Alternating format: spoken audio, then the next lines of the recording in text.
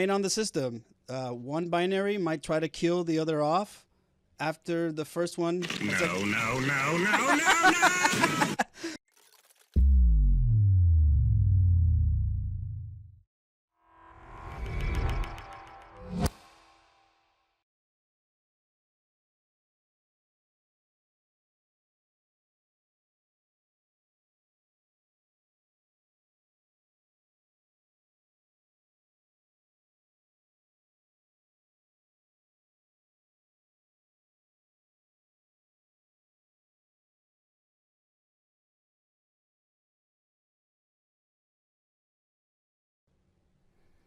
Hey, my name is Jose Fernandez. I'm the president of CompSec Direct.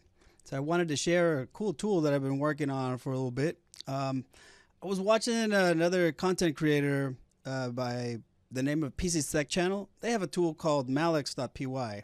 The thing is, this person didn't open source the tool, and I thought it was pretty neat because they use it for PSP testing, and all it's really doing is just p-opening executable files. So there's some more technical description on the comment, so let's see how this tool does right now. So what it's supposed to do is it's supposed to baseline all the processes that are basically in a folder.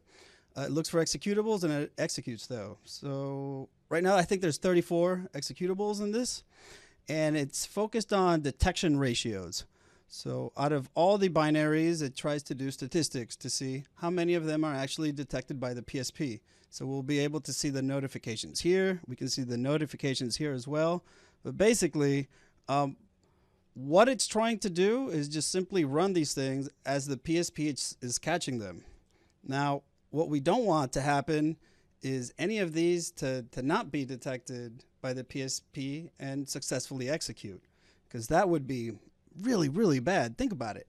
Like, do you want just random binaries running on your systems? So this is a very crude tool to make this type of test.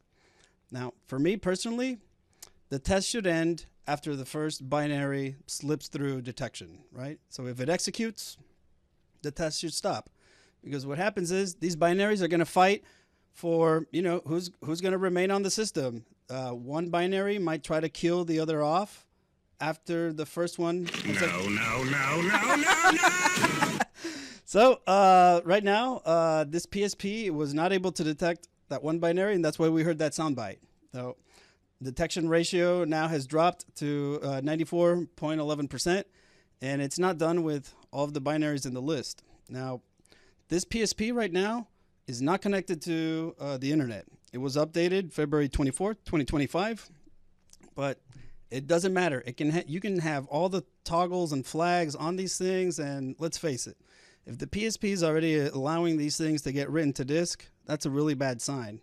But when you try accessing that folder where the binaries are written, the PSP should be able to start, detecting these things and start eliminating them.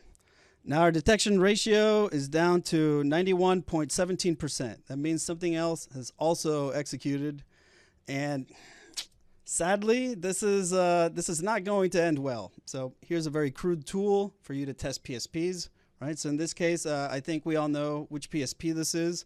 I will open source this tool and the improved tool that we did, and the deployment setup tool to be able to run this on any Windows system if we get enough support for this type of content. So if you like this, let me know, and like, subscribe, and please share with others.